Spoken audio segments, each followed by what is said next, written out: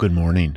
It's the Energy is Love podcast. I say good morning because right now it's 4:45, 5 o'clock. I don't know what time it is. This morning today was one of those days where I couldn't sleep. I woke up way earlier than I ever really intend to, and my brain just kept going. You know those mornings where you get up and you're not awake and your body's not awake, but your brain is on fire. That was this morning.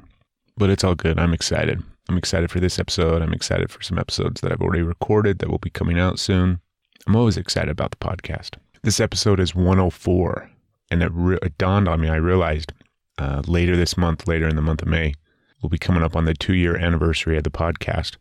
And now you have 104 episodes of the podcast. So technically, if this is the first episode of the podcast that you're listening to and you just barely found the podcast and now you're going to listen to it, thank you, by the way.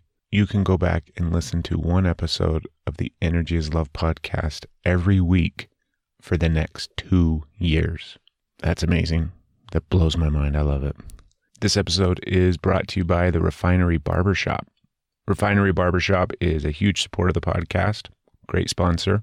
They are located in Springville, Utah. For those of you that don't live in Utah, that sucks for you because it's a great state. But go to the Refinery Barbershop on Facebook or refinerybarbershop.com. But if you need a haircut, if you need your beard trimmed, if you need that really nice, hot, like towel shave, straight razor, straight up, old school deal, the Refinery Barbershop's the place.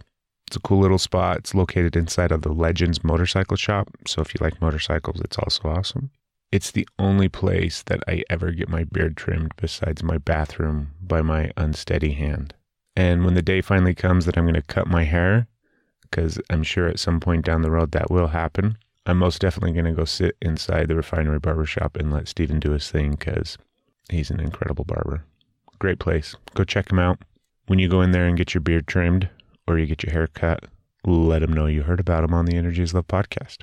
So for episode 104, we've got William Carter. Will's a good friend of mine. He's been on the podcast before, so if you're a listener of the podcast, you've heard Will a couple of times. Honestly, I love the man. We have wonderful, wonderful conversations every time he's on the podcast, but also I hang out with Will on a regular basis. He's part of our men's group here in Salt Lake City, and he's just a kick-ass guy.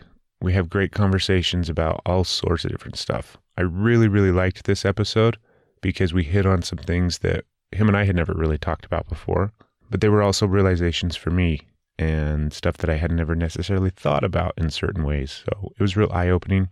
It's very entertaining, super entertaining. You're going to love it. But yeah, sit back and relax and enjoy because you are about to listen to. If this is your first episode of the podcast, you're in for a treat. If this is the last episode of the podcast you'll ever listen to, maybe you're going to die. I don't know. You never know. Maybe, who knows? But listen to it, enjoy it, like it, share it. Some really, really good thought-provoking stuff inside this episode. So sit back and relax, folks. Here we go. You're listening to the Energy is Love podcast. Energy is Love. The Energy is the Love podcast. The Energy is Love podcast. Energy is Love. The Energy is Love podcast. The podcast for the universe. The Energy is Love podcast.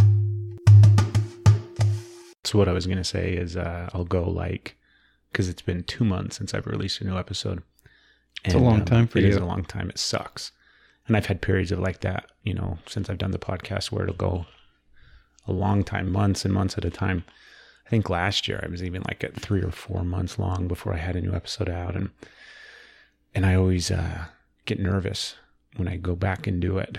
And it's like, oh shit, all the nerves. And then as soon as I start doing everything again. Right back into it. Yeah. And I think, well, am I going to remember how to work the equipment? Am I going to remember how to do this? And then am I going to remember how to edit it? Okay. All the stuff that you have to do after you record. And which people don't realize is a ton of work. There's a little bit of work. Yeah, just a wee bit. Yeah. You don't just flip a switch and then post an episode. But it always, you could just flip a switch, but it would sound like shit. Yeah. But especially when I go back and edit them, it's like, oh my God, I could do this in my sleep. Yeah. Like I don't even have to remember what I'm doing. so it's nice. It's a positive thing. I wish I didn't have 2 months in between episodes. It's really up to you then. It is. Because I know for a while you were like, okay, I'm going to, I want to travel and find some more interesting guests and things like that. Not that your past guests weren't interesting, but you want to develop that. And then you just took a break. So now you're back, I hope, of just... Yes. Screw it, I'm just going to record. I've got a handful of people in mind that I want to talk to. Some episodes. That was me making noise? Yeah. You're welcome. And then, undoubtedly, when I just decide that I'm going to start recording, then I find people.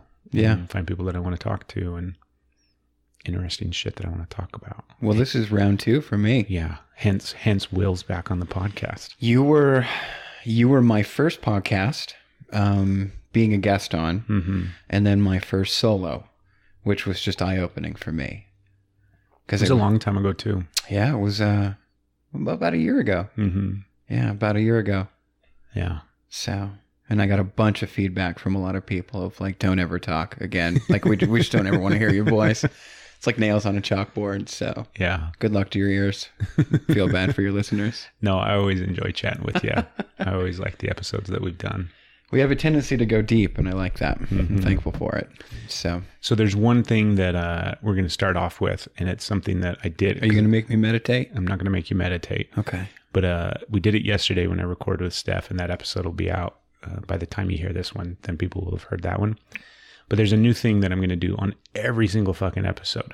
Okay. It's a whole new thing that I'm going to implement regardless of who I'm talking to or what we're talking about or what the guest is, or I don't give a shit. I'm going to use this space, this vehicle, this platform, the podcast, to talk about this one specific fucking thing that I'm so passionate about. Okay. And I could go into it. I probably should give you a little bit of... that might help. That might help a little just bit. Just a wee bit. Yeah. Yeah. But the idea that... Because I hate... Like, I guess literally, like, I fucking hate the stigma attached and surrounding mental health. Oh, okay. I hate the way that it's perceived. I hate the way that it's portrayed. I hate the way that people feel shame and hide it and don't discuss it and don't deal with it and avoid it. I hate everything about it because I'm of the belief that everybody suffers in one way, shape, or form from some varying degree of mental illness. Oh, I agree. 100% I agree. Right? Yeah. And this is what we talked about, Steph and I, yesterday. Yeah, because I hate the phrase and the term mental illness. Instead, it's like your mental bounce. Okay. And at some point in your life, regardless of who you are, what you've experienced, and what you've gone through, you have had some varying degree of struggle when it comes to your mental well-being and balance. Yeah. And so... Are you meaning me in general? Everybody. Or just everybody? Everybody. Okay. And so the question that I'm going to start asking everybody on every fucking episode of the podcast from this point on is, what form of mental illness do you suffer from? Ooh. It's kind of a shitty fucking question. No, it's wow. Way to lead us in there, huh? Yeah. I have been functioning with depression for a very long time. That led, I think, my ignorance in trying to figure out what was wrong with me, because I knew something was wrong with me, yet I was polarized to reach out for help or tell anybody about it or anything else. And a lot of that came from, I didn't want to appear weak. I didn't want to appear less than or any of those. So that led into massive anxiety. And I got to a point to where my anxiety hit to where I would almost black out. I'd get super sweaty and super shaky. And then the moment that would balance out, I go right back into a tailspin of depression. And so I saw a couple therapists, and that was pretty powerful, but it took me almost 2 years to even get into one therapy session. And the moment I was in there, it blew me away, and it was more of like, why the hell did I not do this before?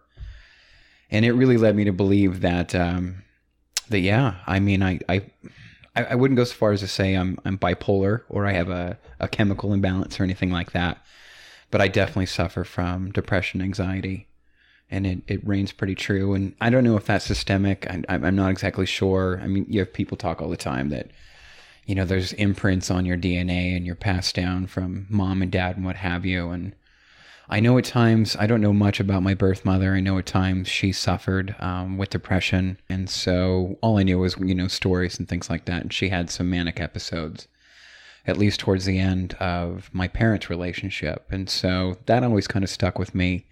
My dad suffered from what I would diagnose is a manic depression. And he just, the up and downs were incredible. And there were times I even wondered if he was a bit bipolar. And, nothing, again, there's a stigma. You say that and suddenly it has a negative connotation. But I watched him struggle with the ups and downs quite a bit. And that left a big imprint. Mm-hmm. So I don't know if I'm going to go so far as to say it was DNA. But for me, it was definitely, I emulated that process pretty well.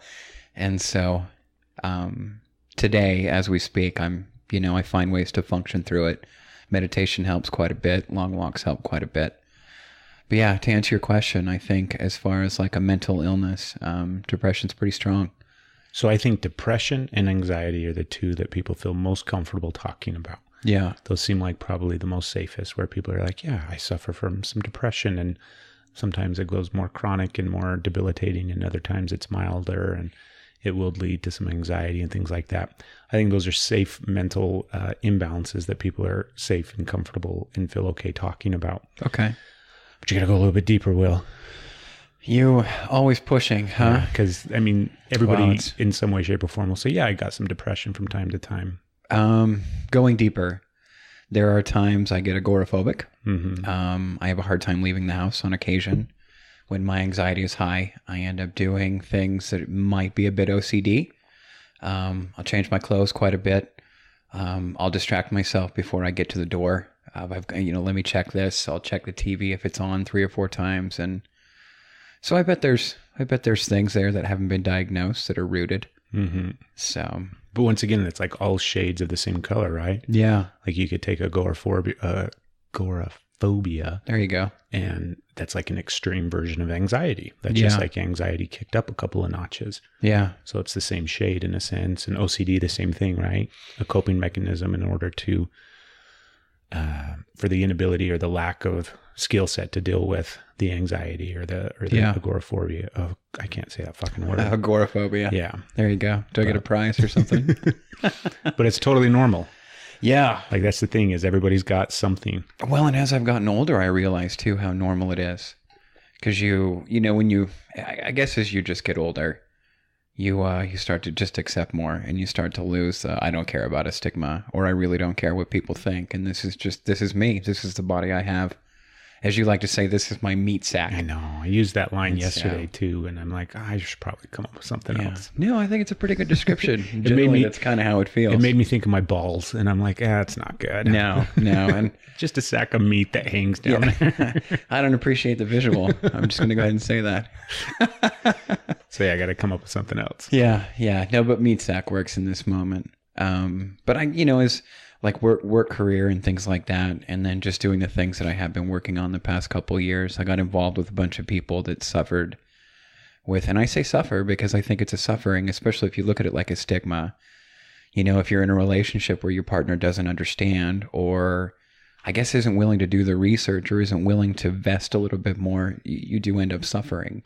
If you're in a work environment where you're surrounded with people that are just, I wouldn't say not on the same level, but not as engaged in an understanding, you end up suffering. Mm-hmm. And so through going through a lot of these situations and then speaking more, and then, on the last podcast I was on, not yours, but the one I was working on for a while, our first quite a few episodes really centered around trying to take the stigma away of mental illness. And for me, that was phenomenal because you jump into it and it's super comfortable. Like, look, we're just chilling and talking, and that's what we were doing. And then you get the feedback and the emails come in and things like that. And then you have people reach out and they're like, oh my God, I'm so happy you said that. It might have been whiskey induced, but I'm super happy you said that because this is how I'm feeling, and you're pretty spot on. Yeah. And then that, not only does that stigma go away, but you start to associate yourself as just being normal, and define normal. But for me, it was just like, okay, I'm just, I'm going to deal with it. So, and that's not to say that I couldn't use therapy. That's not to say that I couldn't use a good, sitting and talking session. because that's super healthy. You know, I look at what we do with the men's group, and I think if I didn't have that every Monday, I would probably need, you know, something else to balance throughout the week to just kind of help me. You know, it's like a jigsaw puzzle piece, you know. Monday you get a little freaked out, and Friday you're just like, I don't know how the hell I made those hedges, but I did. And I'm thankful for it. And then you just start the cycle all over again. So Yeah. men's group is pretty powerful for me just because, again, you know, I'm in an environment where people understand, people have patience to understand. And then for us, it's really important to actively listen. And so I realize I pull so much from listening because you know, you get empathetic. And then instead of like, I'm going to cram my advice down your fucking throat, you're just more like, no, I'm going to take your situation and I'm just going to listen. And then you have the ability to feel. And then I think it's inside that space, inside that feeling where I start to grow and I start to feel more normal. Mm-hmm. So it's a long answer to answer your question of yes, we all have. Yeah, everybody's got We all something have in things. some way, shape, or form. Yeah. And it's got to be normalized. Like, Yeah. it has to be discussed. It has to be I don't know brought why out. it's not. Because people are fucking stupid. This is why I think it's not. And because if you think about the things that society struggles with and face, right? Okay. Eventually they come out. Eventually they come to the surface and they kind of rise to the top, and we get a chance to kind of heal through that process. So there's some things like racism, for example. This is something else that I talked with Steph about the other day, was like racism has been like a rampant epidemic in society for a very, very, very long time. Yeah. And it's on the, you know, whether we want to think of it on the brink of now coming to the surface and getting a chance to kind of heal and change, or it's been doing that, you know, over the course of the past 200 years, or whatever the case may be. Yeah. But what it is generationally, it is fading. And so eventually kids are going to be born and it's not going to be something that they deal with. It's not going to be something that they're taught. It's not going to be something that's displayed for them. It's not going to be something that they see, because generationally, it will fade over time. You would hope so. Yeah. You would really hope so. I think you have examples of it, right? Yeah. Like if you think about, so all of my kids are, you know, maybe when you think of generations, I'm not talking about just, I mean, there's an easy way to think about it in just your parents, your grandparents. Like a lineage. Yeah. Yeah. But I'm talking more like in a societal sense where, you know, I was coming of age in the late 90s. And, you know, that's when I was in high school. That's when I was becoming a teenager. That was classified or labeled or whatever as like Gen X, right? Generation X. Yeah. And all of those silly labels that they apply to those periods of time, I think are silly. But that's what I'm talking about is like societally, there's multiple generations that take course over your lifetime. And my kids are like maybe 2 or 3 generations past where I was. Okay. And for them, they look at racism and like balk at it in the sense of like, what the fuck is wrong with you idiots? They just don't understand it. Yeah. Yeah. You know, they see it so clearly for what it is. Yeah. Same thing like the word faggot Yeah. or retarded or something like that, where it was very commonplace growing up for me. It was really commonplace. Right? Wasn't a big deal at all to call somebody a faggot. Yeah. That didn't mean that they were in some way, shape, or form homosexual. Or to say something like this is retarded. Yeah. And now you hear it and it's like a cringe factor. Yes. And, you know, my kids hear that nowadays and they get immediately disgusted and, you know, they're upset at people that say it. They get mad at me when I say it, even in a joking manner. Yeah. So that type of stuff is generational. Okay. I Excuse see where me. you're going. And it'll fade over time. And eventually the word retard or faggot or racism is a big hole, Yeah. even though that's a bigger one, it'll just fade and it won't be present anymore.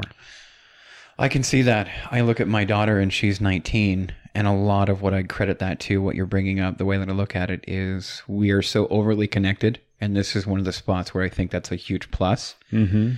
You know, if you look at like we just talked about in the 90s, those phrases were really common. We weren't as connected as we are. And so you were able to really stay inside of your box, inside of your circle. Yeah. You know, you had your high school friends and your college friends, you met your wife or what have you. And then that was it. That was really your circle. And so any of those opinions, those ingrained opinions you had, there wasn't really a balance to counteract that. So you just kind of ran with, well, this is who I am and that's how I'm going to be for the rest of my life. I think when I look at my daughter, everything that she does and everything she says, it seems to go out on like a social media or some sort of a platform where it's public. Mm-hmm. So I think she's hypersensitive, and I don't think we're being too PC. I hear it all the time now, and it drives me crazy. Because what's the whole point of being PC? You know what I mean? You don't want to take anybody's shortcomings, or you don't want to take anybody's race or religion or sex or anything else and hold that against them. Mm-hmm. What the hell is wrong with being politically correct? I mean, I look at you and I right now. We're not throwing stones and bashing each other. I look at somebody in a corporate situation. I don't understand why you wouldn't be upfront and upmost and try to be your best self. And so those that tote that, you know, we're overly PC or we're overly this, I think they're just looking for an excuse to go back to how it used to be. Well, I'm more than happy for those people to go crawl underneath a rock and stay there if that's what they want. But I definitely agree with your point to where I think it's really phasing out. Because I couldn't see her using the word retard. I couldn't see her doing it. I could see her being offended greatly. Mm-hmm. So I think kids these days, and I just totally dated myself. Kids these days, dagnabbit. I think that they are they're hyperly aware of everyone around them and their surroundings. Yeah. And I think, you know, if we tied that back into mental illness, that's a derivative of a lot of other things, because you're looking more outside than you're looking inside of yourself. But I think as far as like getting rid of or bridging the gap to quell racism, I'm proud of what kids are doing these days. Yeah. And I mean, like, mental illness has been around far longer. Yeah. Right. People have suffered from a form of mental imbalance for ever. Yeah. Yeah. Since the dawn of man. Yeah. Yeah. Since the dawn of man. It's just human nature. Yeah. And over the course of time, in some way, shape, or form, we've stigmatized it, and we've made it something that, do you know what I mean? It's, people are crazy, right? And the people that are crazy get put away somewhere where all the crazy people go, because we can't deal with the crazy people. Well, thank God we do a better job of handling it now. We really don't. Than we used to, though. Well, that's true. Because then it was just like, we're gonna put you in a building and you're just gonna stay there for the rest of your life. For the most part, that's kind of what we do still. So okay, if you're mentally ill and see that. You are to the point where you can't really care for yourself in the sense of taking care of yourself or maintaining somewhat of a structured life. Yeah. Eventually, unless you have a really good support system in place, eventually you're probably going to end up homeless. Yeah. And at that point, the next step is going to end up in jail. And then after jail, you're going to go to a mental hospital or a state hospital, and you're going to spend the rest of your life going back and forth from those type of environments, from homeless to a correctional facility to a state hospital. Yeah. And eventually you're going to die, or you're going to take your life. And that's really all that's in place at this point in time to deal with people that suffer. That really is our system now. Yeah. It's either put them in jail or put them away. Mm-hmm. Because I've seen it. It's apparent. Yeah, you experience that firsthand quite a bit. And there's no other really, really good option out there, at least that I'm aware of, right? Granted, there's probably small batches of communities and civilizations and societies across the world that are doing much better. Yeah. But the fact is, man, we suck at it. And that stigma attached to like that person that is incredibly schizophrenic, right? That they're hearing things and they're seeing things and they can't cope and manage and stuff. Like, that person is just really on the far end of the extreme on that spectrum that we all fall on. And there's ways to reach them. There's ways to help them. There's ways to, do you know what I mean? In a sense, kind of bring them back in balance. Well, we're not throwing lifelines, though, because there's the problem. Yeah. I think the new box is just handing pills. Mm-hmm. And they work sometimes. Sometimes, yeah. And I was on medication at a point. And for me, I use the medication as a tool, and I'd say it helped to a degree. I think a lot of where my head was, it felt like a placebo, and to each their own on that one, and nothing against. I mean, and if your doctor prescribes and it's working for you, then I want you to stay on it, and I'm proud of you for taking that step. But I think in that area, that's becoming more common, and that's okay and more accepted to be like, oh, I'm on Prozac, or I'm on Wellbutrin, or whatever drug out there, whatever you were prescribed for whatever imbalance. But the thought of still getting help seems to have that huge stigma. Mm-hmm. And you're right. I mean, we act so civilized, we pay thousands of dollars for a pair of shoes, but we can't help our neighbor when they're having one of those episodes. Mm-hmm. It is it's kind of disheartening. Yeah. So that's my goal. Like, fucking talk about it. Okay. Normalize it, bring it out. So then that way people in the far reaches of the planet that listen to the Energy is Love podcast hear somebody else talking about the anxiety or the depression or the PTSD or the, do you know what I mean? I've gone through bouts of my life where I've been bipolar. Bipolar is classified in a wide range of things, and there's varying degrees of it. Many. Yeah. And at one point I thought I was cyclothymic. I was kind of diagnosed with that from the counselor that I was seeing at the time. And I looked into it and I'm like, yeah, I really kind of align with that in a sense. Like that rings true to what I experience and go through. Okay. So I kind of wore that around for a while, for several years, where I thought, well, maybe that's really the answer to what the fuck's wrong with me and why I fucking do the things that I do. And I'm so out of balance at times, you know. I'm just cyclothymic. I'm a little bipolar at times. And I did that for a while. And then I feel like I changed. I feel like I evolved. I feel like I, do you know what I mean, grew out of that in a sense. And I think that that's normal. I think that that's the reality, right? We don't have to wear the label of this mental illness for the rest of our life. Well, I completely agree. Yeah. And that's why I stopped my medication. Now, of course, it was, you know, it was going through my doctor and letting him know this is what I'm cutting back on and everything else. But, you know, that's the beauty of the mind. It's the beauty of the brain, right? I mean, it's like we're built and we're designed to fix ourselves. And so we're constantly working to improve an ailment. You know what I mean? If you get a cut, it clots and then you've got a scab. And I would hope to think that the mind works the same way. I'm sure it does in some form or fashion. Yeah, in some form. And of course, there's going to be extreme circumstances where people have to be medicated and there is no going back from this situation. And so this is what they learn to deal with and they live with in their entire life.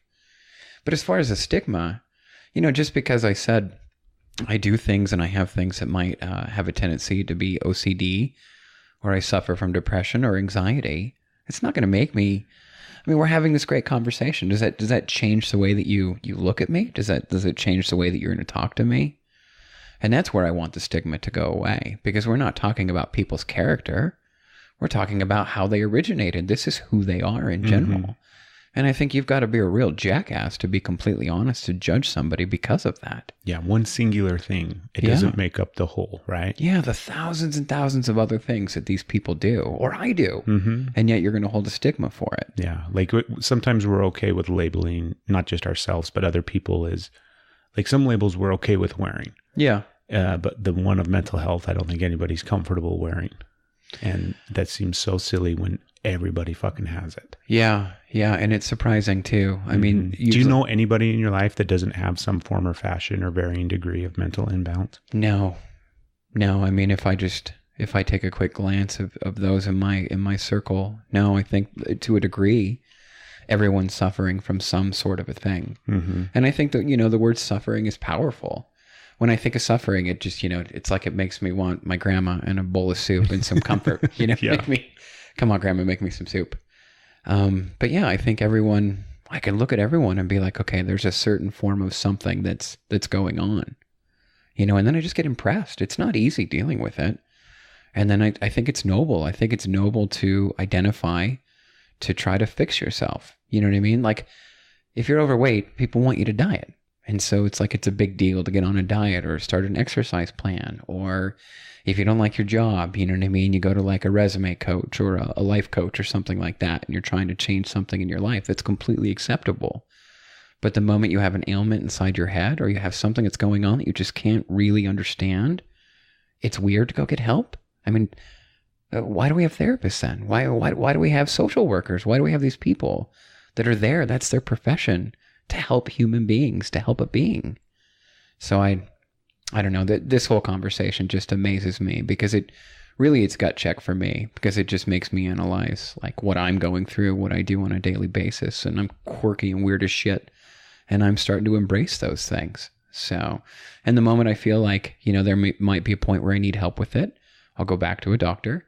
I'll let him know where I'm at and what I'm doing. And then we'll see if we approach it, you know what I mean, with medication in the future. Yeah. But right now I'm happy I worked through that and I'm medication free. So I think that the whole concept and idea of help too, right? Reaching out and getting help.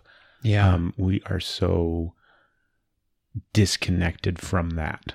And I think at some point in history and in time, in our evolution, that is exactly how we coexisted day in and day out. Yeah, well, yeah. Where do we get the adage of it takes a village? Yeah, like the tribal sense of the person. Because you need a village. Yeah, who fell asleep in the dirt next to you is going to wake up and help you tomorrow with whatever it is that you're going to be going through. Yeah. And we just don't have that anymore. No. And it's such an ego thing. Yeah. And I know a lot of those people in my circle too, that they don't want any help. Mm-hmm. But yet secretly, if you really analyze and you pay attention to what they're saying, they're crying for it. Mm-hmm. They're absolutely crying for it. Well, that's another thing everybody just needs. Yeah. There's quite literally no way to move through this existence as humans without help. Yeah. Look at our men's group. Yeah. It's a perfect example. I don't know how many times I've gone in there with, some self-built wall. And there's been moments where even you have been like, I think, like you just said, we can go a little bit deeper here. Let's go ahead and analyze this. Mm-hmm. And then you stop for a second and you realize, okay, I'm in an environment of healing. I have no shame in allowing that. But on the other side, I'm willing to share inside of a group. But I had a good friend of mine last night offer to give me dinner. And it was like, it took me almost an hour to say yes. And it was like pulling teeth. And it was just like, dude, shut up. It's food. Yeah. Why is this a big deal? Yeah. It's ego. Complete ego. The last 2 days I've had, I had meals with some friends, right? And I try to get the check, and they bought the meal. Yeah. And I fight it for all of about 5 seconds, and then I let go. Okay. Because I think of how good it makes me feel when I get to buy you lunch. Yeah. And I'm going to give them that feeling. I'm going to let them walk away feeling that. I'm not going to feel guilty. I'm not going to feel obligated. I'm not going to feel bad. Dude, he just felt good. He wanted to buy me lunch. Yeah. So I'm going to give him that feeling. See, it sounds great right now. And then you're in it and in that situation, even the small thing, just like food, becomes a big deal. When we were talking about help, because like helping each other, right? And people are so resistant to it. And the concept that we can't get through life without help, and people have such a resistance, and they wear it like a badge of honor where they don't need help to do stuff. Mm-hmm. Like, I think if we really broke it down, because it made me think, like, if you really break it down, the fact is, like, you can't literally exist without help. So, in today's world, like, I'm going to get in my car after we're done recording, and I'm going to drive on some fucking roads. That somebody built. Yeah, somebody built my car. Somebody built those roads. I got to stop and get gas. Somebody built that gas station and brought the gas there. Yeah. Like, in the big grand scheme of things. You're like, going to have food tonight. Somebody harvested. We are still helping each other. Yeah. We just don't realize it or look at it that way anymore, right? And that's so silly. It's this weird measure of success. Like we have to accomplish something on our own by ourselves, and that's what's going to liberate us against. I don't know. I haven't figured out what that is. I don't know what I'm trying to liberate myself, away from. But I agree. There's so many times in my life I would not be the person I am today if it wasn't for help. Just good old-fashioned help, and that comes in so many forms. Maybe help moving. Maybe help of just a phone call, you know what I mean? That hey, can we talk for a while? And how far that goes. All the way to, you name it, help with covering bills. And there's just so many ways and so many areas I've been helped. But it's really, and I consider myself a pretty open person, but there's still something inside of me that's just like, damn it, I need to do this myself. Well, let's think about it, because now it's really making me think. We both got a cup of water before we sat down and recorded. Yeah. And so we went and turned on the faucet and filled up some glasses. There's somebody in this fucking area that is responsible for us being able to drink that water. And making sure it's clean. Right. And it's not even one person. It's multiple people that worked together in some form or fashion to make that happen. Yeah. To sustain my existence with water. It's such a simple thing. Yeah. Fuck, like, people help us every single day. Yeah. We need to get over the fact that I'm not going to let anybody help me. Bullshit. Yeah. Like, you're living in a house somebody else built. Well, I built my house myself. Okay, that's fine. Yeah. Did you cut down every fucking tree? Did you make those nails? Exactly. Yeah. That hammer that you're using, did you manufacture and create that hammer yourself? Well, I forged my own steel. I don't know if you know that yet, but I was going to get that in the next episode. I'm a blacksmith. Yeah, I do this. Well, I got guns. Yeah, I think that's a good thing that we can we can change that concept and that idea, right, in your mind, because I hadn't thought about it that way. I like letting people help me because I get such reward out of helping people. Yeah. So I understand that dynamic, and I like to give people that feeling so that they walk away with that feeling as well, because I like how much that makes me feel. But man, I haven't really ever broken it down in my head that much, where it's like literally everything that I'm able to do in life right now is because of other people. Yeah. Well, that's great that we're having this conversation, because I don't know many people that actually slow down and think about that. Because to find help, because I know a lot of people, and people I love dearly, that are jaded when you bring up help, and instantly it's like this really, really bad memory. Yeah. And you wonder, sometimes they could have done something like, I helped that person in the past and it burnt me. Mm-hmm. So were you helping them for them, or were you helping them for you? You know what I mean? Or did you get burnt because they didn't react the way that you needed them to react, or whatever else did you begrudgingly help somebody or something like that? And so, how much of this is based on past experience? And then going forward, how much are you willing to let go of just to be in the moment and in the now? Because we all need help. You know what I mean? You knew I needed a chat. You knew I missed recording. You needed a guest, and you needed to get some more episodes out there to spur you. And here we are.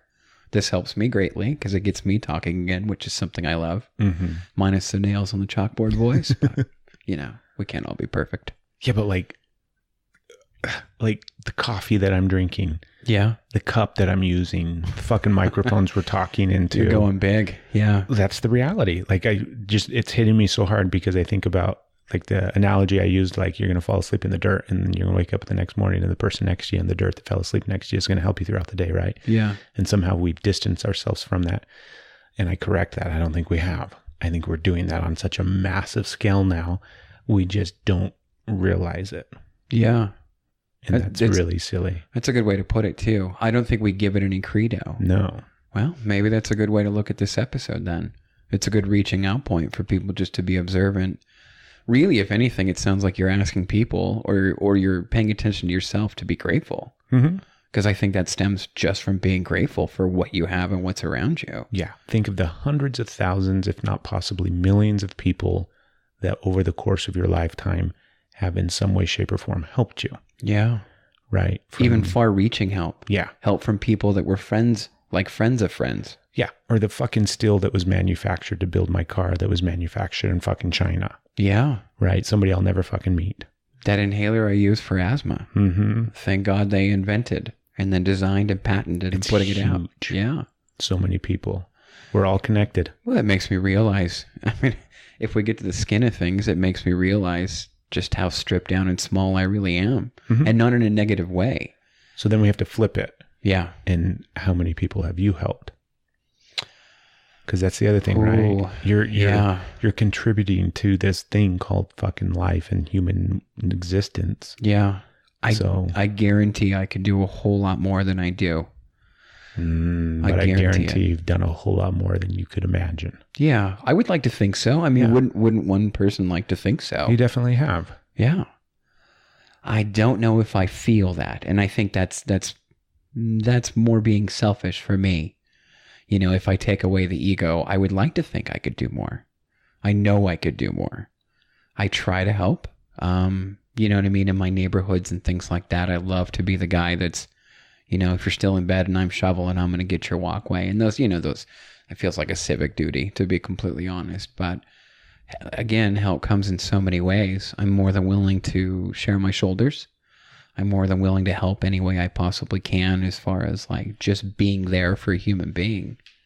But I know like that response and that question, it just makes me believe that I know I could do a lot more. Well, think about, because you spent time back in the day in the restaurant business as a server and things like that. Think about how many times you fed people. Yeah. Right. How many times you brought people food. See, that's tricky though, because obviously there's an end game for it, and I definitely put on a show. Like, you know what I mean? When you ended up with me, it wasn't just like, here's your damn food. Yes, but of course there's a give and take. Yeah, right. There's a cyclical aspect to it. Somebody that built my car didn't do it solely just to build me a fucking car. Craig's gonna own this vehicle. Right. We're gonna put extra love into this. They're getting paid. Yeah, that's the aspect of it. But you fed people. Yeah, and you're like, well, somebody else could have brought them their food. You're right. but they didn't. But they didn't. You did. It's a damn good way to look at it. In to that be moment completely in honest. time, you were feeling that part of the big picture. Yeah. So you were helping people by bringing them food. I don't know if I've ever looked at it that way. I mean, they call it the service industry. So you're already really labeled that way. But I never looked at it like I was helping. Well, I was trying to go back in my head and I think about the first job that I had.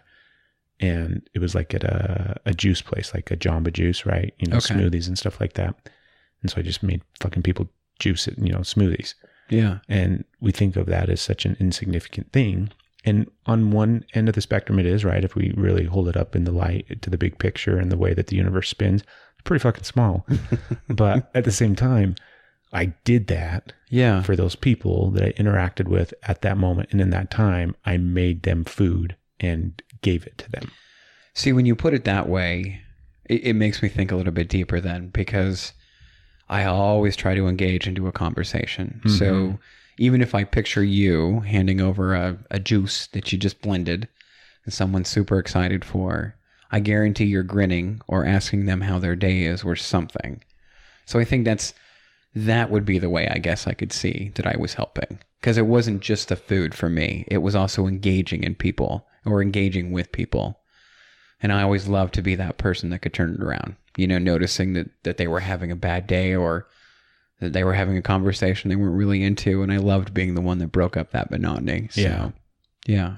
I guess, yeah. Help came from being me, that's a pretty damn good way to look at it, to be honest. I feel like we should might be have just smoking. made my day. Yeah, we should be smoking something right now so that we can sit here and get, oh my God, I've helped so many people. Yeah. I can't believe it. Because it's a big concept, right? It's a big idea. Yeah. Well, if you look at it that way, I Kind mean, of break it down over your lifetime and all the different ways and shapes and forms that in some sense you've helped somebody. yeah, the way that you break down the water, that's a damn good way to look at it. That guy takes pride in his job. Yeah, And if he's the happy one to guy get you that some water. tested the fucking water didn't do his job, Yeah. didn't help me get clean, fresh water, I'd be fucked, Yeah. Super sick. right? Potentially dead. Yeah. So he's got a big role to play. Or the team of people that test the water, or the guy that put the fucking pipes in, or... What's a great way to look at it too, and hopefully more people can adopt that attitude, because then it makes it sound like any job you take. Any job you take. I don't care if you're flipping burgers or you're cleaning up garbage. Well, every job is in some sense or form of service, right? Yeah. I mean, can you think of anything? Well, I don't know. I've worked for some employers that are pretty sure you're just there for them. But everything is designed to provide something, Yeah. right? There's not a job out there that I can think of. I mean, I could probably sit and think for a minute, but it's not a job at that point. It's a passion, right? Because a job means you're going to get paid. You're going to get something in return, and therefore you're going to provide something. See, my head went to volunteering. And so when you ask, like, you know what I mean, about helping people, I was just like, damn, I could do more. And volunteering would be a big key, because then you're strictly doing it for the service. I mean, what you're getting out of it, of course, you're a bit self-serving because you love the feeling of helping somebody. But I think that would be a true way of just absolutely helping. Yeah. I think we have to... I think that's part of the problem is we minimize what we really do. Yeah. And we minimize what we, the fact is we still are all connected in this ginormous not orgasmic organism. I'm like, wait a minute. What part of that earth did I miss out on? But this big organism that's kind of a breathing, seething thing across the world that we all exchange and entertain and work together in. And we all play a part in that. But you always find a way to bring it back to energy, don't you? You really, you're it a just hippie. makes sense. You're such a It's hippie. energy is love. This is true. One of the things I wanted to talk to you about, Okay. because some of this stuff that you and I have conversed about, obviously, not on a podcast or something like that. Yeah. You always want to get a better sense of deeper spiritual things and being more connected into the space of the big cosmic spin of energy. And you want to know what that is, and you want to have a better connection, and you want to deepen your own connection to it. Yeah. And so I have a little something for you to kind of think about, analyze, and discuss. So then that way You made kind a of flesh list. some stuff out. You made a list for today. It just popped into my head. Okay. Actually. I'm impressed. I'm just making it sound like I did prepare. Okay. But it literally just came to me. I didn't mean to throw you under the bus there. Think about, and we'll talk about in the space of men's group, just because it's something common that you and I experience, and you can reference it. But the fact is, that's not the only place it exists. It's fucking just everywhere. It's human nature. Yeah. But think about the subtle ways that you can be listening to somebody, listening to that man that's sharing and talking, and you can physically watch him and both see physical things about his demeanor and his body language and the way that things will subtly shift and change, and the rise of his shoulders, the drop of his head. A lot of times, I don't know if you've realized or noticed, I'm sure you have because you're fucking smart, but when we get guys out of their heart and into their head, a lot of times their eyes will go up. Yeah. So they'll literally stop what they're talking about and then pause and raise their head and look up with their eyes. And that's a really good sign of like, fucker's out of his heart now and he's disconnected from his feeling. Yeah. And he's gone back to his brain. He's getting to the raw of it all. Yeah. But that's some of the physical attributes that take place. But then the energy of those things and the energy of the moment and the interaction and the vulnerability and the emotion that's coming through comes through in very, very subtle ways. Yeah, you really have to, in those moments, I remind myself that I have to slow down. So even when someone else is talking and expressing, I have to remember, not so much of like, this isn't about me, just more of, I want to be aware. And I mean, I studied sociology, and I'm obsessed with people. I love to watch. I love to see their quirkiness. And in men's group, it's powerful because when we hit an uncomfortable point, and they've already expressed this is something that they want to work on, and you can tell, it's so easy to say that. I want to work on this, but I don't know how to get there, or I don't know if I'm willing to go there. And so you can see this internal struggle of people trying to get to that point to where either A, they're feeling emotion, or B, they're trying to get the root of something that's really been hanging over them. And what we experience, and we see this a lot, is they'll hunch over and they crawl back inside themselves. They'll be so close to where they're having almost an epiphany. And then I don't know what it is. I'm not sure what the force is. And I don't know if that just boils back to being, I would say, too into their head then. I mean, we want people to get out of their heart and get into the emotions of things and get to their head. But I've watched a lot of people in our group get back into their head. And then they start being calculated with what they say. They start being very careful with what they say. And you call me out on this quite a bit because sometimes I kind of go back into the salesman. Mm-hmm. And that's an easy out for me because at that space, I'm very comfortable. You know, I can sell you that I'm doing well. Now, that doesn't bring you any joy, and that's not going to bring you any satisfaction whatsoever. And I don't think it's going to help you realize that we could be going through the same damn thing. But as far as noticing that energy, I love watching when they break through those walls, when they realize that not only are they in a place of support, but it's almost spiritual support, because we do a great job of expressing to people that no matter what, this is just a safe place, plain and simple. And so whatever comes to mind is what we want you to talk about. And then suddenly, and I think it comes after being aware and being involved and coming week after week, you start to build that sense of being comfortable, and then you see an awakening.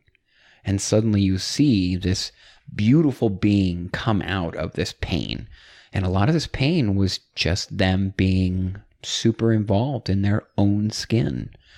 And they're just thinking about the I.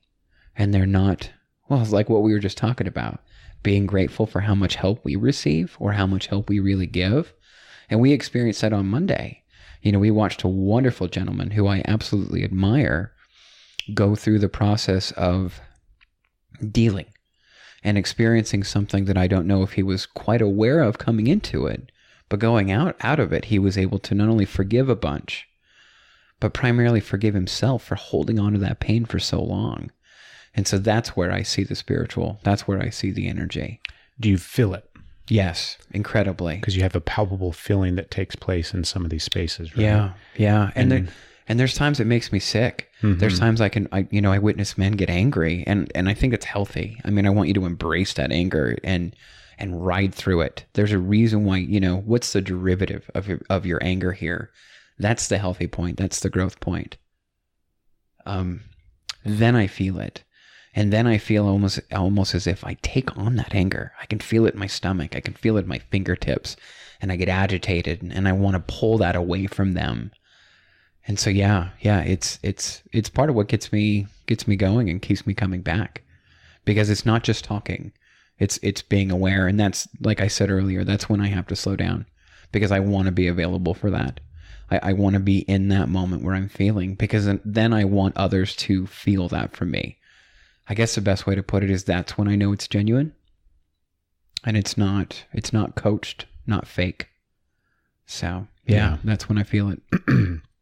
So for me, that's a really clear, like, even though it's not necessarily tactile in the sense that you can, see it, touch it kind of thing, but you can feel all that subtle energy that takes place in those type of environments and that type of feeling. And, you can think of a lot of different experiences that you've had with other people and interacting and engaging with other people, where you will feel similar things, or feel the same type of stuff, the same type of feeling, even though it might not be necessarily joy or happiness or something like that. I mean, the easiest, like, some of the ways that I used to describe it to people is like, everybody knows when you walk into a room, or if somebody that's really angry or upset walks into the room, they don't have to say anything. You can just feel it, right? Oh yeah. Like, somebody comes home at the end of the day and they walk in the door and they haven't said anything yet. You know it. You know already, even before they have the opportunity to say something. It might be the way that they toss the keys on the counter even. Yeah. But undoubtedly you can feel it. And that's like the energy that we put off, right? That's the energy that we're all connected through. And that's why it's so easy to recognize those things, right? Well, you're speaking of something for me that I felt since I was a little kid. And that I always had a feeling of being different. Mm-hmm. And then I was always associated with, go talk to Will. He's such a good listener and he'll get you quickly. And since I was little, I always just felt those feelings. And I could feel that without people speaking. I just knew it, and I felt their energy. And so for me, I wanted to be in a place where I was helping. I wanted to give that grandma soup comfort. Yeah, I feel it all the time. It's why I love to make eye contact when I'm walking up and down the road. I love to pull people out from where they are and then help guide them into where they want to be. There's no satisfaction for me. There's no agenda for me. It's just who I am. And I felt that since I was little. Absolutely felt that when I was little. And so which part of like energy and seeing it and feeling it, like, which part are you confused on? Like, if you've done that your whole life, because that's what it is, Will. It's just that little subtle thing. I'll be honest with you. Here's my confusion. I have a huge habit, and this is something I'm trying to stop, of sabotaging myself. Mm-hmm. I don't know if it came from a fear of success. I don't know if it came from a fear of being abandoned. So I'd usually jeopardize the situation before they had a chance to leave or to do something of that, something drastic, if you will. And so I'm trying to understand, and this is a daily effort for me, why I get people more than I get myself. And that's something that I find mysterious about my own head, my own makeup. And that's why all the time, one of my biggest goals, and I bring this up at men's group a lot, is I really want to be self-aware. I don't know what that's like. It's not something that I've experienced being self-aware. I've had wonderful epiphanies being self-aware, but it's not something that I've done on a day-to-day basis consistently. And so that's a big focus of mine.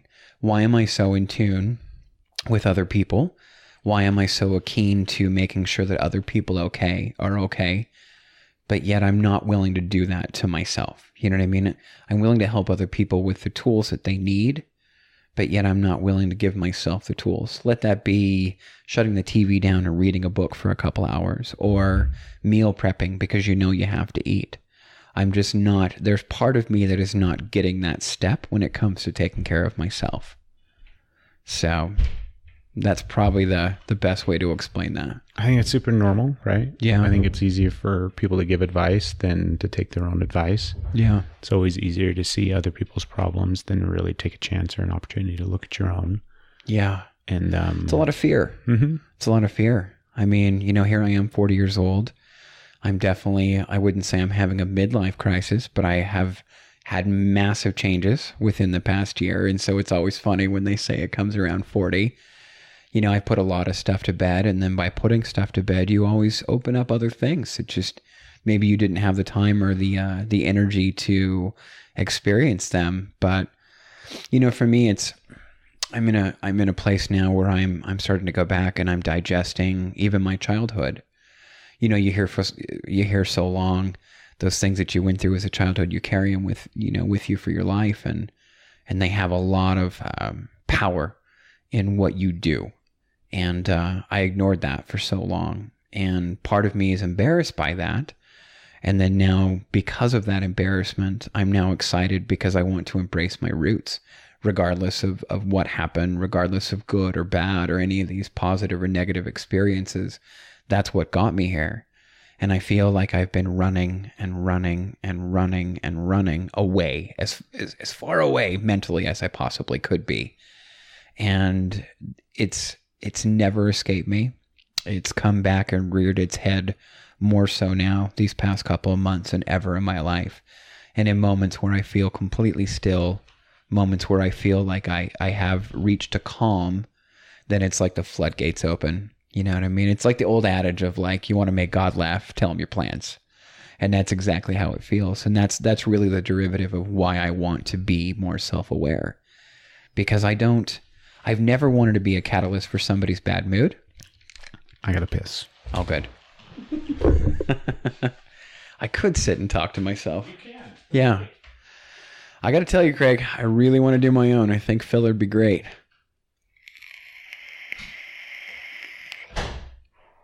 I vaped a little bit to bring some ambiance in here. Get some smoke going. As you heard, construction is back. Did it start up again? Sure looks like they're getting ready. That's okay. So, I was going to ask you... let me finish what I was saying, though. Please do. I am hypersensitive with how I make people feel, and to the point to where I hold back in points where I shouldn't. And that's something for me. I'm so happy to vocalize this because I don't want to be that way anymore. I'm too keen, and it's not so much of like I care what people think. I don't want to be a catalyst for your negativity. I'd rather be a catalyst for your positivity. So I could do a better job of being aware of the energy I bring to this space, which is something that you say quite a bit. And that's something I haven't done a good job of in the past. I have worn my emotions on the sleeve, and I let people know when I'm having a shitty day. And I realize how, like, I don't want to bring anybody down. And I don't want to do that to somebody else. I don't want to take them from a high to a low just because I'm not accepting something or I've just had a crappy day. So that was all. That's all I wanted to finish. Do you think, because you're 40 and I'm a few years younger than I am, I'm 37. Mm-hmm. Looking back at your childhood, is this where you thought you'd fucking be at 40? Like, how different is your life? Well, see, now that's crazy to say that because I'm a little bit different. I didn't think I was going to live past 25. Yeah. I honestly had a belief I was not going to survive past 25. And the relationship I was in for many, many years, she met me just before my 25th birthday. And I checked out for months because I literally was just, I thought I was going to be like, hey, you're 25. And then you just didn't wake up the next day as if like, I don't know, like I had. What was it about 25? I don't know what it was. I think I tried to escape my childhood so much. I couldn't look past 25.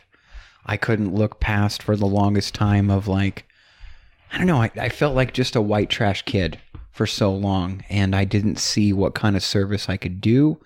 I didn't really feel how I would make a difference in this world, and so I just existed, you know, and I floated and I followed fish for a while. I mean, I just did whatever I wanted to do for so long, which is pretty damn normal in your early 20s, late teens, but I didn't look at it as normal. I felt like for the longest time, I felt like I just wasn't of this time. You know, I was raised by my grandparents, off and on back with my father and things. And so I would go from a semi-abusive household to a very rigid, very structured household.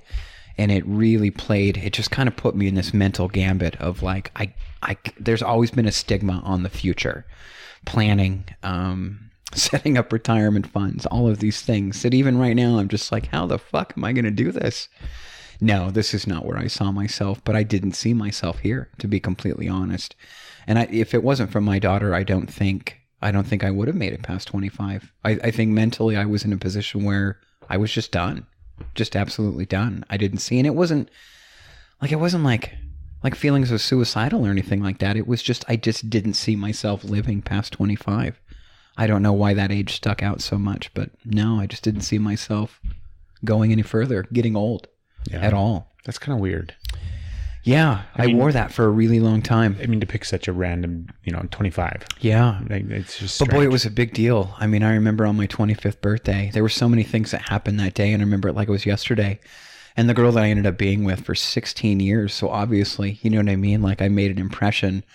But I remember she brought me the Coldplay had just released an album, and we were laying on my floor, and it was like in my little artist haven. I had every door painted a different color, and I just, like, I was content, but I still just had a feeling laying there on my 25th birthday of like, this is probably my last hurrah. I didn't see a future. I wasn't sure how I was going to contribute.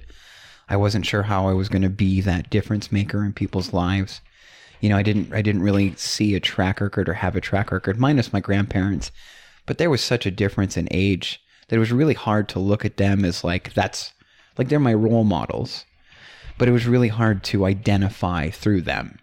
And so I didn't have a good track record of relationships, not being successful, but thriving. And so I just it didn't make sense to me. College at that time didn't make sense to me. I thought a lot more about self-learning and self-experiencing and travel and being one with nature and being outside and then being surrounded with people, much better than just going and taking from a textbook and learning from a professor. And so all of these things that I was supposed to fall into, I never fell into them. It was never my path. So yeah, it is weird if I look back now. I haven't talked about that in a long time, but no, I didn't see it happen, and I didn't see me past 25. So by that time, I mean, by the time I hit 25, I had technically died once. I should have been dead a couple of times just through experiences of life, and miraculously survived, if you will. And a lot of that I'm going to give a tribute to a higher power, because there's moments where I shouldn't have survived, and even from the doctor. And then I experienced that later on in life. At 30, I shouldn't have survived. And I think we talked about this a little bit on the last podcast. Yeah. Where I just shouldn't have lived. I shouldn't have been around, but I did, and I survived. And so now at 40 and time removed from these experiences, I get really hard on myself, because I'm just like, no, you could be better. You could be more. And then on the same side, and maybe this is where I give myself actual anxiety, because define better. Like, what is my opinion of better then? And that's where I want to be self-aware, because I know the derivative of better, but I don't know what it is. I don't know what it's like. I don't put on better shoes every single day and suddenly I've hit that.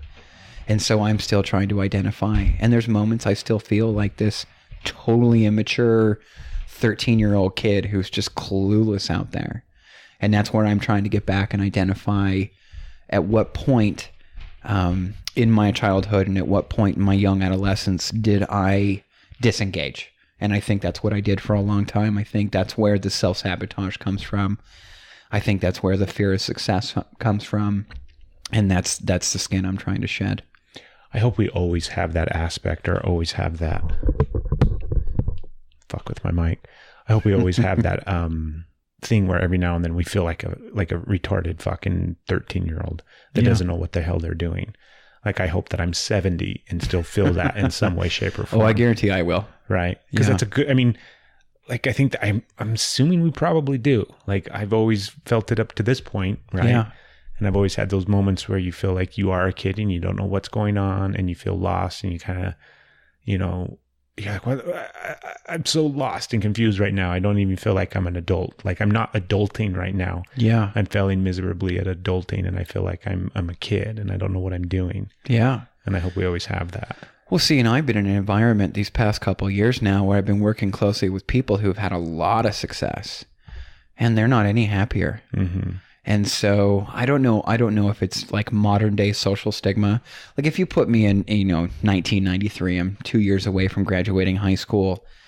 The thought of having $1 million in the bank account is so foreign.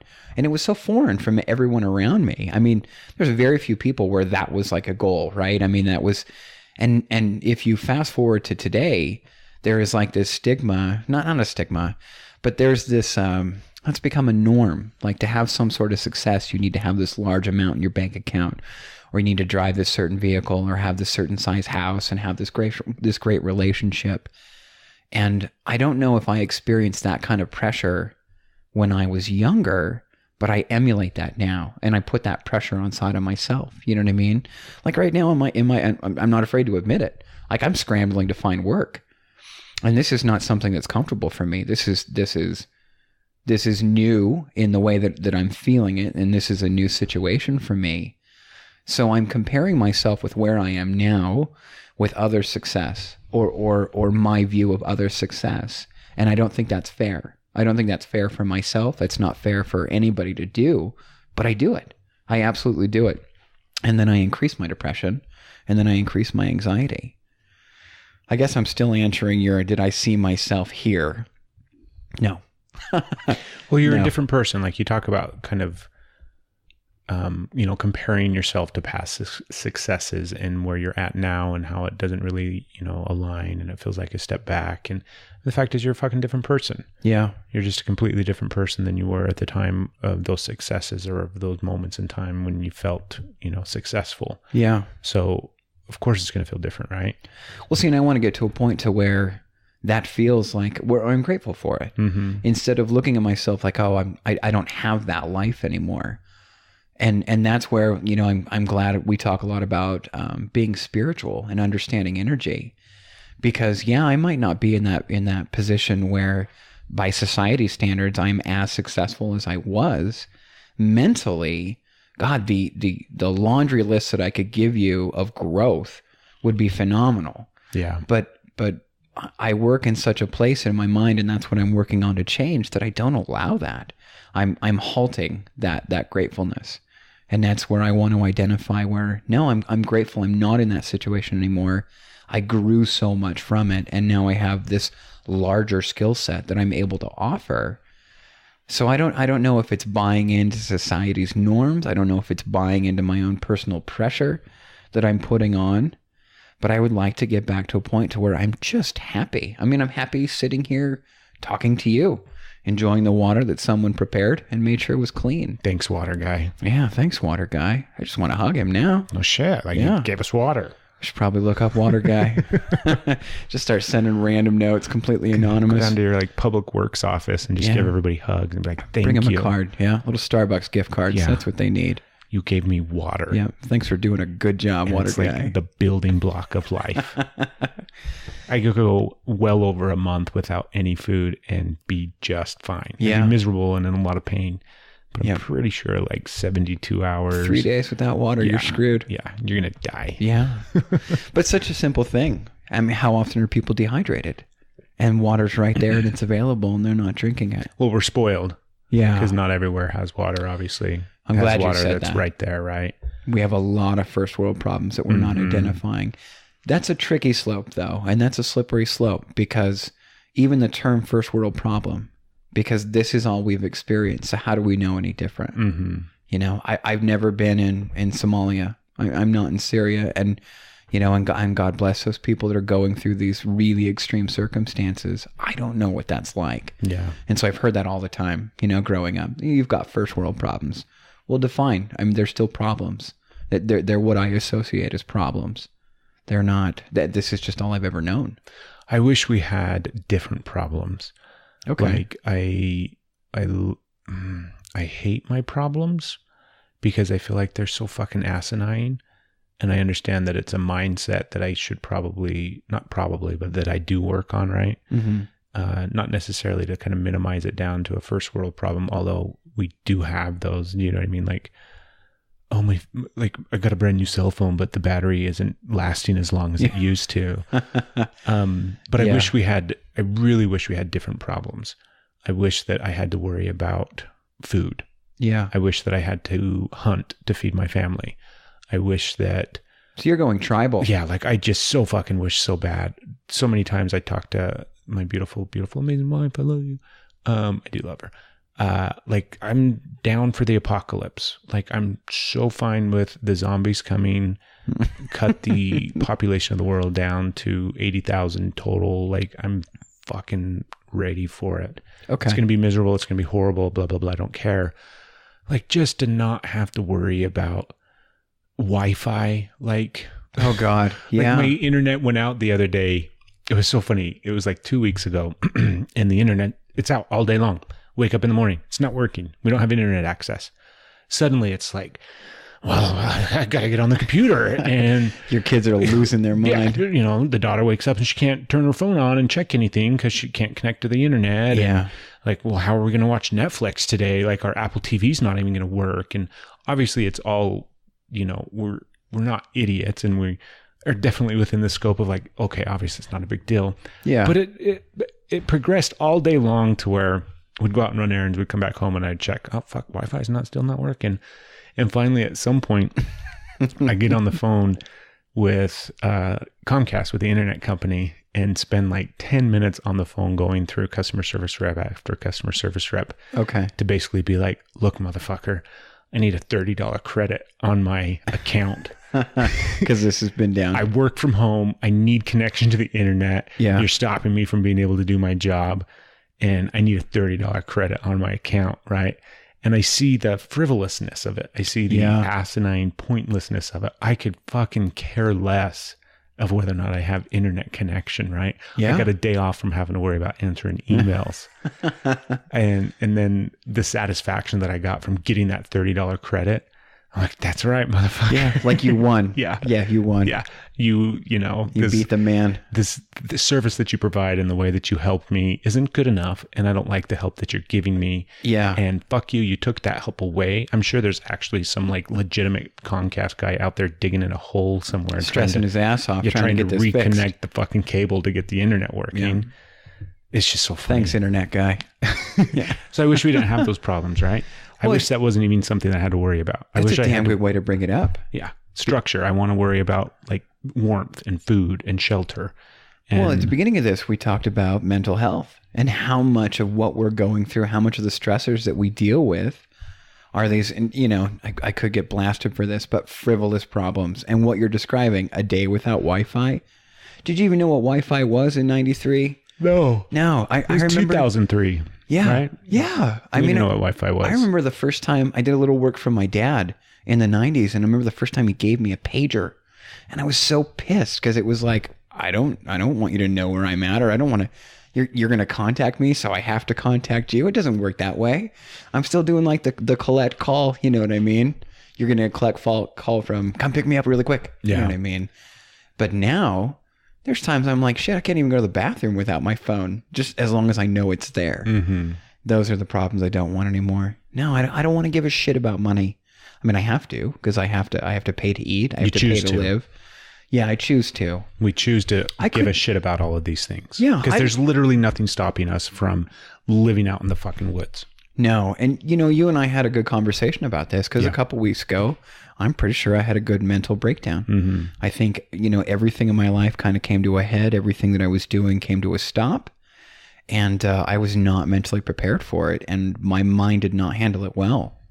And I love, you know, we met for breakfast. And I love that was kind of the way that you described it was like, look, you're choosing to feel this way. You're choosing to make this a bigger deal. Really, who gives a shit if I lose this place? You know, I could downsize. I don't need to be in a 2-bedroom apartment. I could be in a studio.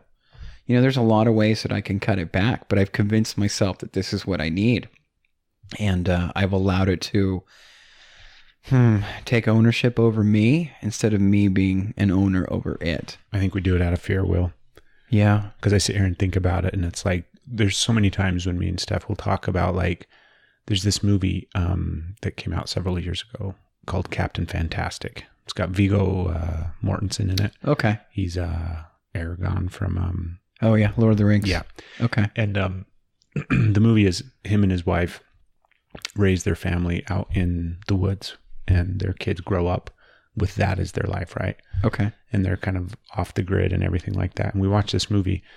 It's a good movie. Everybody should go see it or go rent it. And it's like, how wonderful would that be to exist that way? Like, we're both down for it. We're both like, yeah. You know, back in February, we went and spent the weekend in this yurt up in Colorado, disconnected from everything. And like, you know, had a wood burning stove. That had to feel good. Yeah.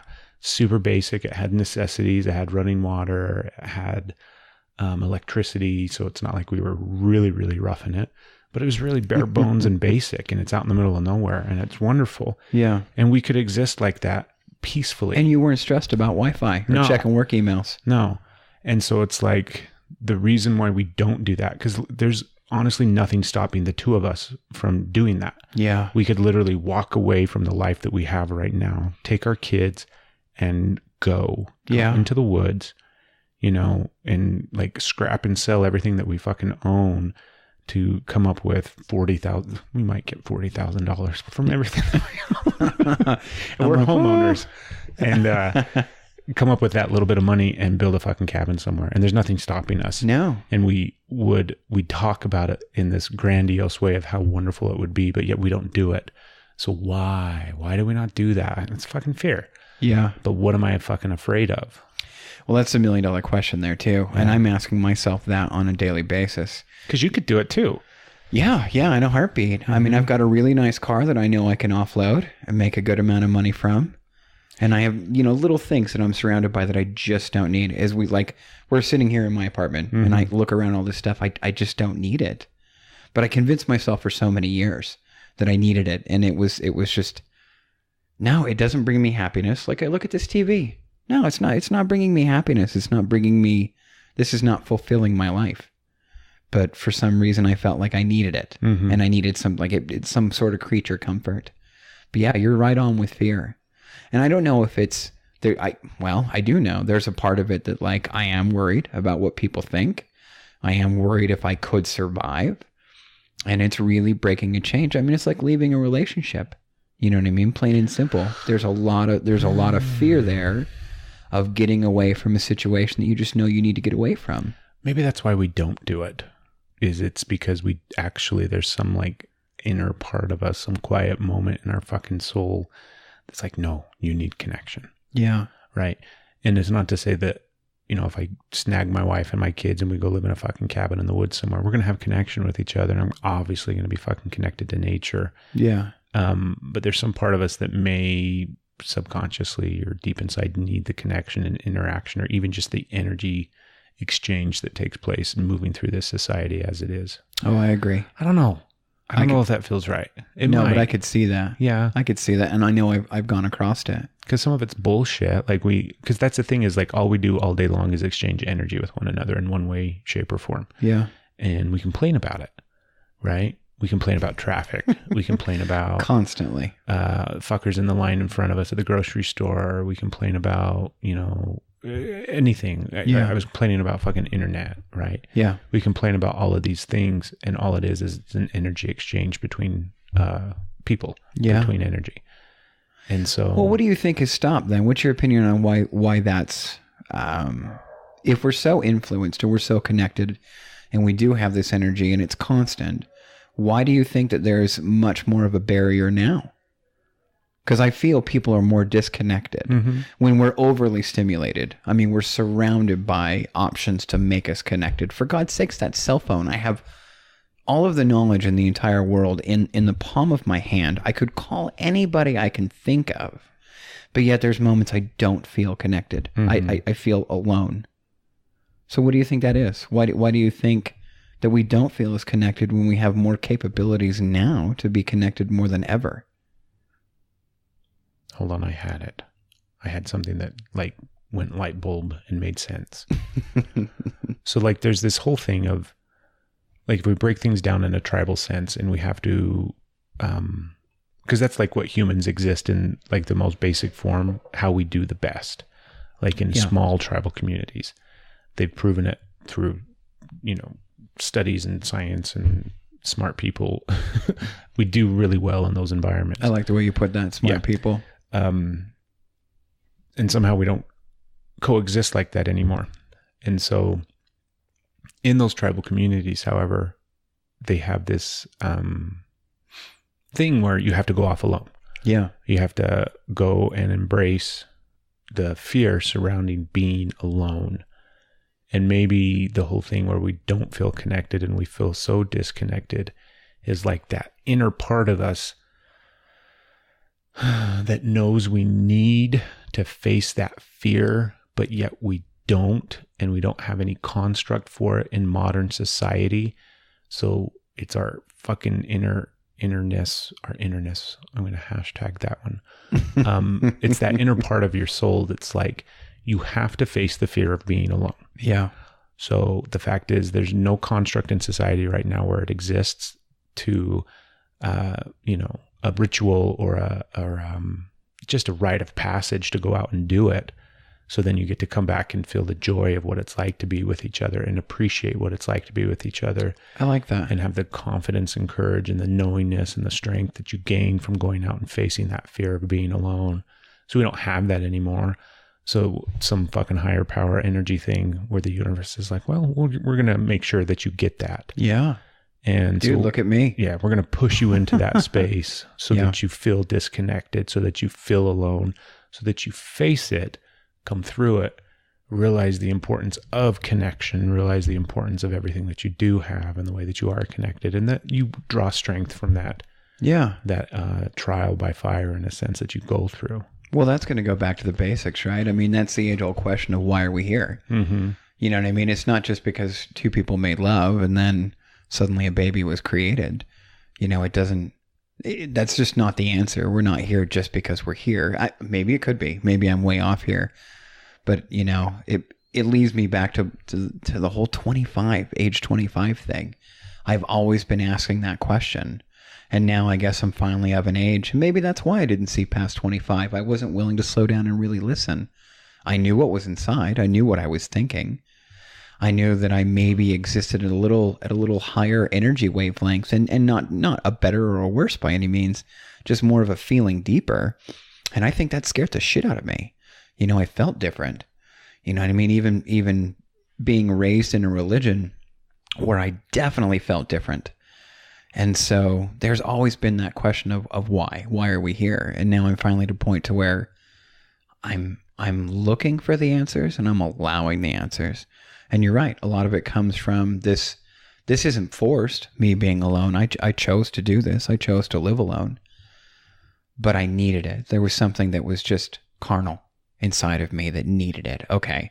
You can't rely on anyone else. You need to learn to rely on yourself entirely. You know, and if that's just bill paying and doing the 9-to-5 grinding, then that's what you need to do. But you need to learn your own. So I think it's funny that it's a great way to put it, the way that you put it, because that really kind of makes me hit the fast forward button up until where I am right now, because it feels almost as if I've been led up to this point, which is exciting. And that actually takes some of the anxiety away, because I'm not here to impress anybody. I'm not here to do circus tricks for people. I'm here to make sure that I'm okay. And I wasn't aware of that for the longest time. Huh. That might be it, huh? I might have just shrinked myself. Yeah. Shrink. We always just shrink ourselves. Yeah. I've read something the other day. Oh, I fucking hate reading dumb shit like this. I should stop following people on Facebook that post dumb shit like this. But like, healers don't heal anybody. They just like hold space for people to realize that they have the ability to heal themselves. It was something like that. And I totally agree with it. And I shouldn't minimize it and scoff at it, but that shit drives me nuts. It's about as generic as it possibly gets. Yeah. But it's true. Yeah. Do you know what I mean? And we see that time and time again. That's what fucking shrinks and therapists and counselors and all that kind of shit do. Yeah. I mean, you can listen to them. The bad ones are going to tell you what's wrong with your life and diagnose you with something and tell you that this is what you need to do to fix yourself. And then the good ones are going to let you figure all that shit out on your own. Help you. Yeah. Yeah. Just help you in that space of getting to that point. See, and that's where, for the longest time, I wasn't in agreement with therapy. I thought people just needed to surround themselves with those that they loved and those that they cared about, because that's where you're going to push. Now I'm a believer in therapy, because just for that exact statement right there, I think it's so wonderful to get an outside opinion, someone else who's just not in your situation daily and who is trained to see through the salesman that you bring them, plain and simple. Yeah. You know, and for me, sometimes I get caught up in my own salesmanship, and I don't want to live that way anymore. I want to be genuine. It's probably why I don't do sales anymore. Just walked away from it. Yeah. Yeah. Well, Will, I need a smoke. Okay. You got anything else? No, just thanks, man. This is really right in tune with where I'm at. I was so excited to get back and start recording again. I really think I want to do my own. They're so fun, aren't they? Yeah, it really is. I mean, I worked so hard to get that other one launched and going, and I loved it. And it brought out so much of me, and I'm so thankful for it. And now that I'm just growing and moving on to another situation, I'd love to be doing this. I'd love to bring equipment over and just talk to people. Yeah, it's so easy. Yeah. Like, that's the thing. People, like I always tell everybody, like, if you are wanting or interested in a podcast, just fucking do a podcast. It's so easy to do. And what's amazing how many people you can reach and the absolute influence that you can have. I think maybe that'd be the last thing I'd want to say is those people that do hear this, like, I want you to know that plain and simple, and I know it's cheesy and it sounds like something that somebody would post on Facebook, but you're not alone. Absolutely not alone. And I'm a huge believer that if I can make this step of being an individual, attempting to be self-aware, regardless of a mental illness, regardless of a circumstance, regardless of your childhood, that you have the ability to cope and to hope inside of yourself. Well, we're all helping each other. I think we definitely hit on that enough. I'm so happy you said that. Yeah. What a great way to look at it. Yeah, the listener I'm never going to look at water the same. The fucking shirt you're wearing, somebody built that. Yeah. Not built that. Made that. They might have built it. But yeah, I love that. That's a good idea. Yeah. That's Dude, I wear this bracelet. Who made this? Yeah, I made that. You made that. But somebody made that shit that I made that with. Yeah. That's beautiful. Yeah. So we're all helping each other. So it was passed down 3 or 4 times then, from helping hands. Yeah. I just think the labyrinth, as she's falling down, you've got all the helping hands. Mm-hmm. It's a good way to put it. I just killed Life that momentum, lessons from didn't the I? labyrinth. Yeah, well, it could be. You remind me of the babe. Okay, man. Thank you. Yeah, thank you. Everybody go have a beautiful, wonderful day. I need a different sign off. I thought about it in the beginning when I started doing the podcast, and I didn't even fucking think about, like, oh, you need a fucking sign. I could give a shit less. Yeah. But then over the course of time doing it, like, that just became the thing that I said. And so that's the thing that I always say now. But you're in the mood to change things. Well, maybe I stopped saying that. Right along the time you stopped saying meat sack. Yeah. But if I don't say that, then what would I say? Maybe I don't say anything. Maybe the podcast is over. And then I stop talking. We're going to do that. The podcast is over. It's like we're built and we're designed to fix ourselves. Help came from being me. Go talk to Will. He's such a good listener and he'll get you quickly.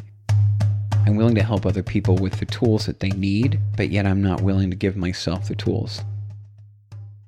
I'm happy sitting here talking to you, enjoying the water that someone prepared and made sure was clean. Thanks, water guy. Yeah, thanks, water guy. I just want to hug him now.